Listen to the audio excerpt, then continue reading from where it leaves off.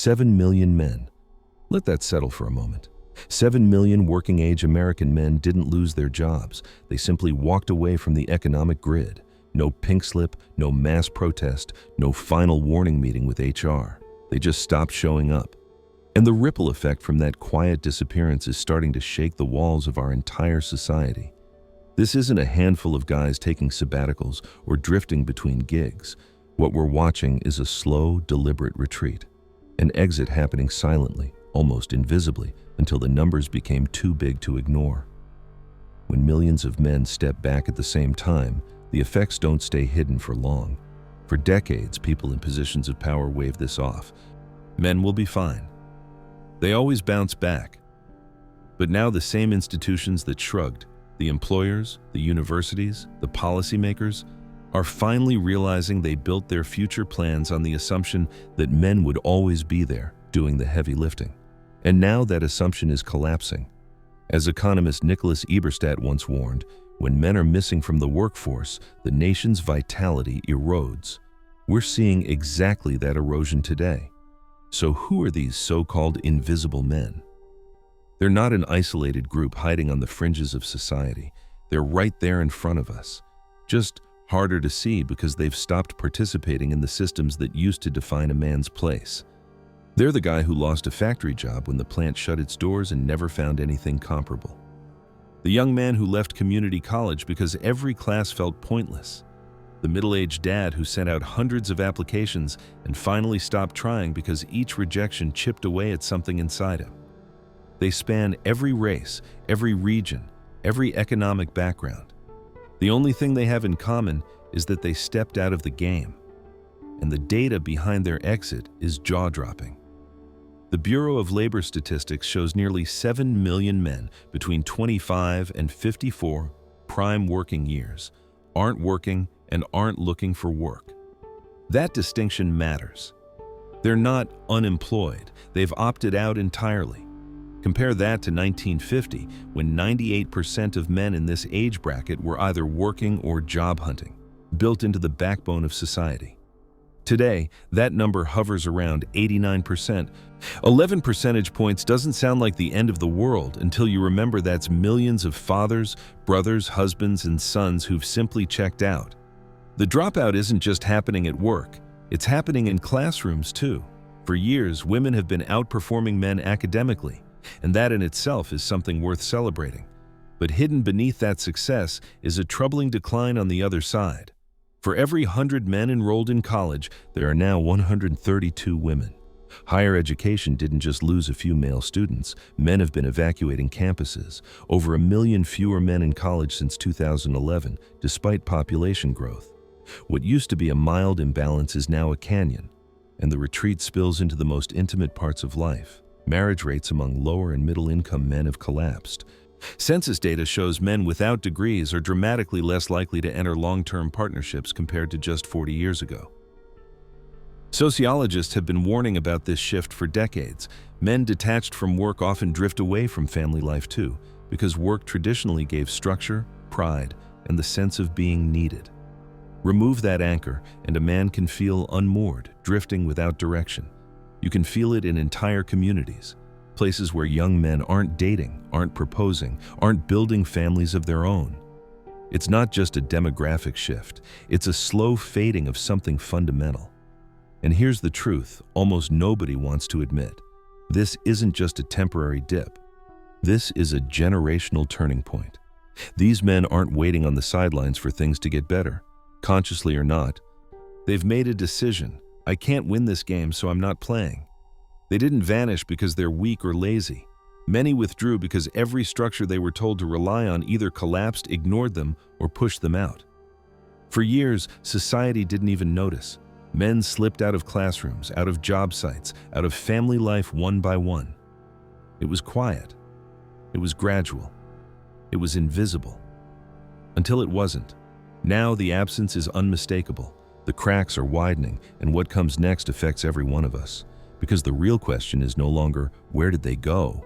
It's, what pushed them out in the first place? And that answer leads us directly into the storm that's been building beneath our feet. So what drove this mass retreat? Why did millions of men across different ages, races, and backgrounds come to the same quiet conclusion? I'm done. It wasn't one event. It wasn't a single crisis. It was a convergence, a perfect storm made of three forces that hit men at the same time and from every direction. An economic gut punch, a cultural identity whiplash, and a psychological unraveling that most people still don't fully understand. Let's start with the economic collapse of the old male path. For most of the 20th century, a man could graduate high school, join a union shop, or pick up a skilled trade, and step into adulthood with a sense of clarity. You work hard, you keep your head down, you provide for your family. It wasn't glamorous, but it was predictable, and predictable is something men rely on. But that entire foundation was dismantled piece by piece. Automation, offshoring, and the decline of domestic manufacturing didn't just eliminate jobs. They erased the kind of jobs that defined what it meant to be a man. Sociologist William Julius Wilson once wrote that when stable work disappears, male role identity collapses with it. That's exactly what happened. The new jobs that replace those old ones, gig work, retail, service sector roles, don't offer the same pay, respect, or stability. They're inconsistent, they lack benefits, and they don't carry the same sense of pride. Real wages for men without a 4-year degree have fallen dramatically since the 1970s, not slowly, dramatically. Imagine telling a man, your father's path is gone, your grandfather's path is gone, and the new path pays less, offers no security, and gives you no respect. It's no wonder millions felt the deal had been broken. But the economic hit was just the first blow. While men were losing their traditional roles in the workplace, cultural expectations shifted at a speed nobody was ready for. The rise of women in education and the workforce is one of the most important success stories of the modern era. But progress in one area can still create disorientation in another. When women began outperforming men in school, surpassing them in degrees, and becoming primary breadwinners in 40% of households, many men weren't threatened. They were confused. The old script, your job is to provide, disappeared practically overnight. And here's something people rarely admit. Society celebrates women entering male-dominated fields, but a man entering a female-dominated field like nursing or elementary education, he's often met with suspicion, jokes, or outright embarrassment. The message, unspoken but loud, is, you're not supposed to be here. So men are left with fewer traditional roles, yet also discouraged from stepping into new ones. It's cultural whiplash, and it creates a silent identity crisis. Many men today walk around thinking, if I'm not the provider, then who am I? But the third force, the psychological toll, is the one that breaks them. Because when you strip away a man's role, his purpose, and his identity, what's left is a void. And voids always get filled. With anxiety, with self-doubt, with numbness, with despair. Men have always been terrible at asking for help. For generations they were told, man up, don't complain, don't show weakness. So instead of reaching out, they retreat inward, they isolate. And isolation is a killer.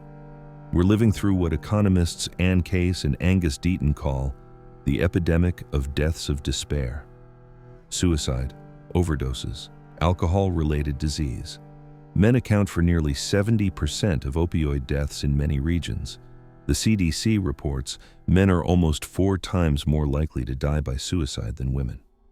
Behind those numbers are men who once believed in themselves but slowly stopped. Men who lost the rhythm of work and with it the sense that they mattered. Long-term unemployment is brutal for anyone, but for men, whose identities are often tied to what they do, not who they are, it's catastrophic. Psychologists describe this state as learned helplessness. After enough rejection or enough stagnation, a man starts to believe nothing he does will change anything. So he stops trying. He checks out, not because he wants to, but because trying and failing hurts more than not trying at all. Put these three forces together: economic collapse, cultural confusion, and psychological erosion, and you get exactly what we're seeing today. A generation of men drifting without direction, disconnected from work, from family, and from themselves. And here's the part nobody's ready for. When millions of men pull away from society, society eventually feels the pain. When millions of men quietly step back from society, the fallout doesn't stay quiet for long. It spreads, it compounds, it hits the economy, the family structure, the community, and the culture all at once. And right now, those consequences are no longer theoretical. They're everywhere. They're visible in the labor market, in the cost of living, in the tone of our public discourse, and in the slow unraveling of the social fabric we once took for granted. Let's start with the economy, because that's where the panic is showing first. Entire industries are starving for workers, especially the ones that used to rely almost entirely on men. Construction, manufacturing, transportation, skilled trades, these are the pillars of a functioning society. And they're all running short on the very people who once formed their backbone.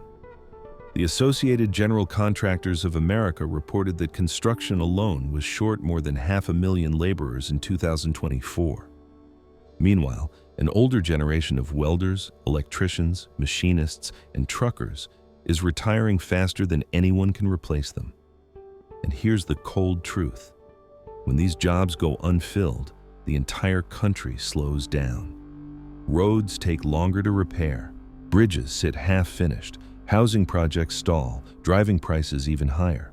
Supply chains break down because there aren't enough drivers keeping goods moving. The ripple effect is so severe that the Federal Reserve has warned that labor shortages among men are becoming a structural drag on national productivity.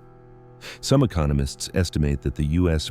may be losing close to $1 trillion a year in unrealized economic output because the workforce participation of men has collapsed. $1 trillion. That's not an accounting error. That's a hole in the hull of the ship. But the financial strain doesn't stop there. When men aren't working, they're not paying taxes. Many turn to disability programs, long-term assistance, or medical systems stretched thin by addiction and mental health crises. Social services balloon, the safety net strains, and taxpayers, including the remaining men who are working, carry an increasingly heavy burden. The invisible men may not be on company payrolls anymore, but they show up in the budget in other ways. Still, as large as the economic impact is, the social fracture is even more destabilizing and harder to repair. Across the country, families are fraying. The decline of male workforce participation correlates strongly with the collapse of marriage rates among working-class men. When a man doesn't have stable work, he's statistically less likely to marry, less likely to stay married, and less likely to be present in a long-term partnership. This isn't about morality, it's about structure. Marriage and fatherhood have always been tied to a man's sense of responsibility and purpose. When stability disappears, commitment becomes harder to maintain, and the consequences ripple outward. Single-parent households rise, child poverty increases, kids grow up without the daily presence of a father, something decades of research show increases the likelihood of emotional struggles, behavioral issues, and lower economic mobility. This isn't a private issue.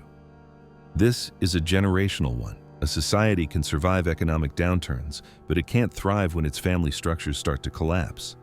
And there's another consequence no one likes to talk about. When men disconnect from work and family, they also disconnect from community. Historically, men who were stable in their own lives became the glue of local life. The coaches, the mentors, the volunteers, the quiet but reliable leaders who kept neighborhoods functioning.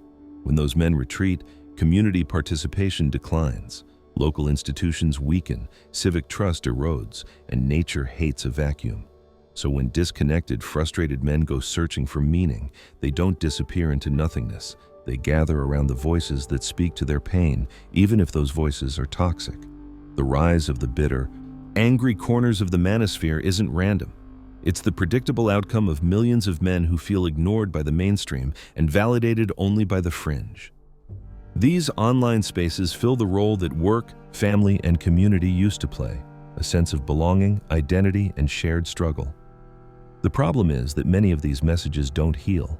They harden, they inflame, they turn wounded men into angry ones, and an angry, disconnected male population is not something any stable nation can afford. History shows this again and again. When large numbers of young men become idle, single, and alienated, societies become volatile. Social cohesion cracks, polarization deepens. This isn't an exaggeration, it's a warning echoed by political scientists for decades, and we haven't even reached the most devastating part. Because behind every statistic is a real place, a real street, a real town already living in the aftermath of this crisis.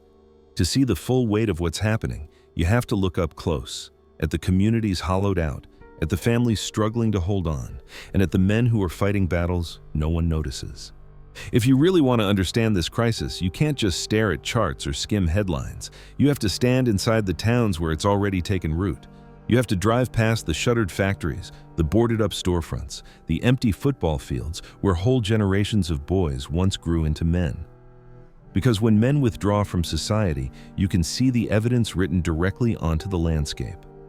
Travel through the Rust Belt, Ohio, Pennsylvania, Michigan, and the decay is impossible to ignore.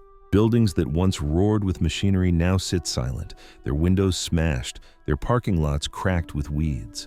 In some counties, male labor force participation has fallen below 80%. Think about that. 1 out of every 5 working-age men has opted out, not retired. Not sick, not temporarily sidelined, gone. When that many men bow out of the workforce, the whole ecosystem trembles. The local diner shuts down because weekday breakfast rush is gone. Schools shrink because fewer families are forming. High schools struggle to field full sports teams because too many young men have dropped out, drifted away, or numbed themselves into passivity. What used to be proud blue-collar towns now wear the look of places slowly losing their heartbeat. And the infrastructure crisis is becoming undeniable. The Associated Builders and Contractors estimate the U.S. needs nearly 650,000 additional workers on top of normal hiring just to meet construction demands. But 88% of contractors say they can't fill basic skilled positions. That means bridges remain half-finished, water systems go unrepaired, and new housing gets delayed for months or years.